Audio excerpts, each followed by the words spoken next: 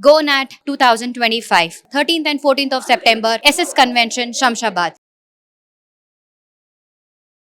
Hi viewers, India's largest digital media network Suman టీవీకి స్వాగతం. ప్రస్తుతం మనతో ఉన్నారండి motivational speaker and advocate Ushasri. So Usha, బాగా ఈ మధ్య మీమ్స్ దాంతో మంచిగా చాలా మంది ఎంటర్టైన్ చేస్తూ ఉన్నారు. బట్ నెగిటివ్గా వైరల్, నెగిటివ్గా చేస్తారు, పాజిటివ్గా చేస్తారు. సరే, మంచిగా ఫేమ్ అయిపోతే ఓకే, హ్యాపీ. కించపరిచినట్టు చేస్తే వాళ్ళ బాధ వర్ణనాతీతం. అసలు ఎవడు చేస్తున్నాడో తెలియదు, వాడిని కనిపెట్టడం కష్టం.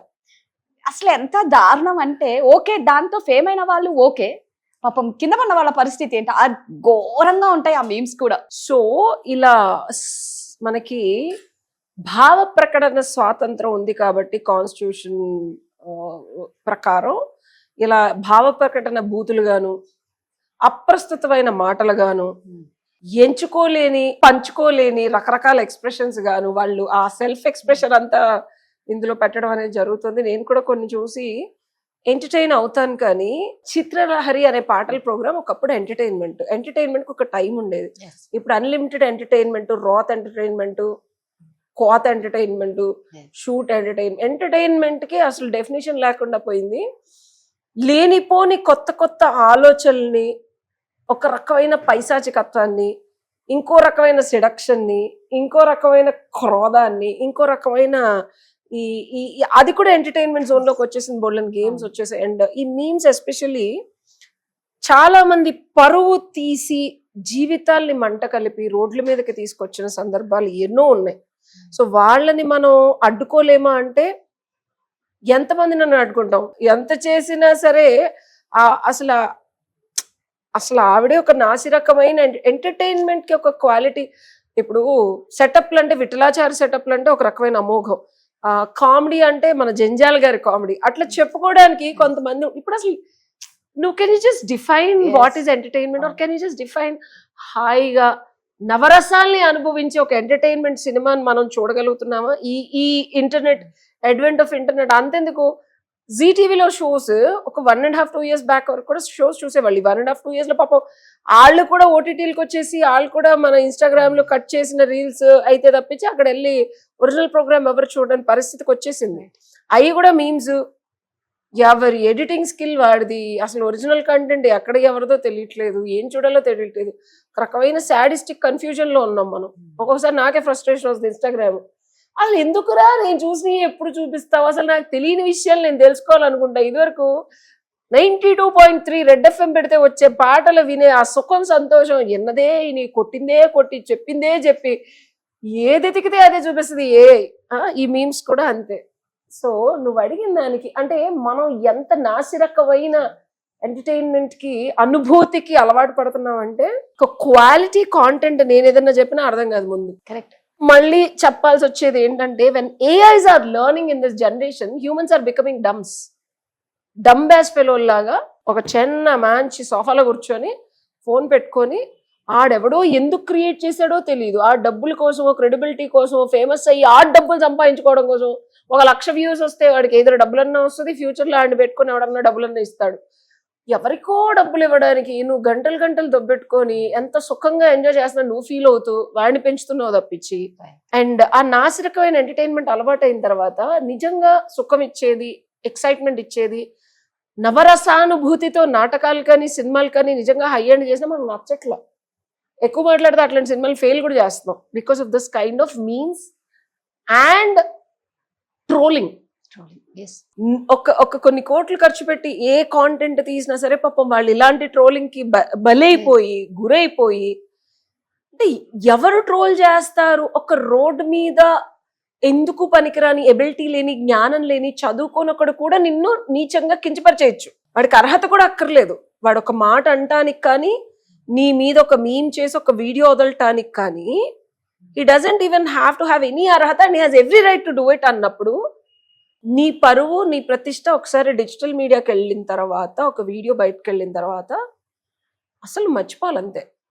పూర్తిగా భస్మం, జటాజ్వలపడ అలాగా ఓ పాట పాడుకొని అయిపోయింది అంతా అని చెప్పి అప్పుడే నువ్వు మీడియాలోకి రావాలి. అప్పుడే నువ్వు ట్రోల్ ఎయిదర్ పాజిటివ్ అని అవుతావు, నెగిటివ్ అని అవుతావు. శివుడు ఎలా అయితే బ్రహ్మ విష్ణు ఆది అంతం వెతుక్కోవడానికి వెళ్ళండి అని శివుడు చెప్పినప్పుడు ఎలా అయితే వాళ్ళిద్దరికి దొరకొచ్చేసారో, నీ బ్రతుకు యొక్క అగాధము నీకు తెలీదు, నీ నీ జీవితం లేకపోతే నీ క్రెడిబిలిటీ, నీ ప్రొఫైల్ యొక్క సక్సెస్ నీకు తెలీదు. తెలిసిందని చెప్పి ఆవు తలూపినట్టు అలా ఫేమ్ వచ్చిన వాళ్ళు సక్సెస్ అయినట్టు నీకు కనిపించుండొచ్చు దాఖలాలు, కానీ వాళ్ళ బతుకులు ఏమైనాయి? ఆఖరికి బ్రహ్మకి ఏమైంది? టెంపుల్ లేకుండా పోయింది తలూపినందుకు. ప్రతిదీ నేను చొప్పనాది లాగా పురాణాలు చెప్తాను అనుకోకు. పూసలమ్మాయి సక్సెస్ అయింది, చెరుకు పచ్చడానికి ఏమైంది అనేది ఏమైంది? అంటే ఆవిడ క్రెడిబిలిటీ ఏమైంది? ఈ టెంపరీగా నాకు దొరికేసింది, నేను పట్టేసుకున్నాను భగవంతుణ్ణి అన్నట్టు బ్రహ్మ, మన సృష్టికర్త బ్రహ్మ చెప్తేనే 4 తలకాయలు ఉన్న బ్రహ్మకే గుడి లేకుండా పోయింది. అలాంటిది టెంపరీగా పూసల అమ్మాయికిను పెరుగుపచ్చడానికి వచ్చిన సక్సెస్ తో ఏమయ్యారు? ఎటుపోయారు? ఏం జరిగింది? ఏం సాధించారు? బ్రహ్మకి ఏ గతి పట్టిందో అదే గతి పడుతుంది. ఓకే, ఆహా సరే పోనీ అధమం గురించి వదిలేయండి. పైన వెళ్ళి సక్సెస్ అయిన వాళ్ళు టెంపరీగా ఉన్నారని మాట్లాడుతున్నారు, వాళ్ళకి ఎందుకు వచ్చేసారని. హౌ అబౌట్ వీటి వల్ల నాశనం, జీవితాలు నాశనం అయిపోయి, పరువు పోయి, నలుగురిలో తలెత్తుకోలేకుండా ఉండే వాళ్ళ పరిస్థితి ఏంటి? ప్రతి ఒక్కడు సక్సెస్ అవ్వాలని, ప్రతి ఒక్కడు శివుణ్ణి కనుక్కోవాలి, భగవంతుడు కనిపించేస్తాడనే మొదలెడతాడు. విష్ణుమూర్తి అయినా సరే, బ్రహ్మ అయినా సరే. ట్రూత్ ఏదైతే నిత్యం, ఏదైతే సత్యం, ఏదైతే నిర్వికారం, ఏదైతే ఎప్పటికీ ఉంటుందో అది కర్మం ధర్మం. నేను చెప్పే మాటలు ఇర్రెస్పెక్టివ్ ఆఫ్ నేను ఎన్ని హ్యాట్స్ వేసుకున్నా సరే నేను ఫాలో అయ్యేది కర్మ సిద్ధాంతం. మనం ఏం చేస్తే మనకి తిరిగి వస్తుంది. ధర్మం మనకి కానీ, పక్కన వాళ్ళకి కానీ, ఇప్పుడు కానీ, ఫ్యూచర్లో కానీ ఎలాంటి ఇబ్బంది లేకుండా మనకొచ్చిన కర్మలు, మనం చేసుకున్న పూర్వజన్మ సంచిత కర్మలు క్లియర్ చేసుకుంటూ, కావాలంటే నువ్వు రోధించు, బాధించు, దుఃఖపడు, చేతులు కాళ్ళు మనసు శరీరం కోసేసుకోవాలంటే బాధపడినా పక్కనాడని ఇబ్బంది పెట్టకుండా సుఖినోభవంతు అని క్షమించి కర్మని క్లీన్ చేసుకునే బతకగలిగితేనే ఇప్పుడున్న 2025 to 2026 ఎక్స్టెంట్ లో నువ్వు ఎగ్జిట్ అయిపోకుండా బతకగలవు. ఇది కాల ధర్మం. ఎక్వేరియన్ ఏజ్ వచ్చేసింది. నువ్వు చేసిన కర్మల్ని నేను వదిలేస్తాను, పక్కన వాళ్ళకి శోభించుకు తింటాను, నేను మైములు చేస్తాను, ఇబ్బంది పెడతాను. మైములు చేసేవాడి జీవితం ఎలా ఉంటుందో అద్భుతంగా చూసుకోవాలి మరి మనం. వాళ్ళు ఎందుకంటే వాళ్ళు మాస్క్లు వేసుకొని బయటకు రారు. వాళ్ళ జీవితాలు చూసుకుంటే అప్పుడు తెలుస్తుంది. పక్కనాన్ని కించపరిచి నీచపరిచి కిందకి పడేసే నీ బతుకొక బతుక? అసలు నీకొక బతుకుందా? నీ బతుకులు సరిగ్గా చేస్తూ ఉంటే అసలు ఏమీ చేయకపోయినప్పుడే కదా ఖాళీగా ఉండి పక్కనాల మీదకి వెళ్ళేది.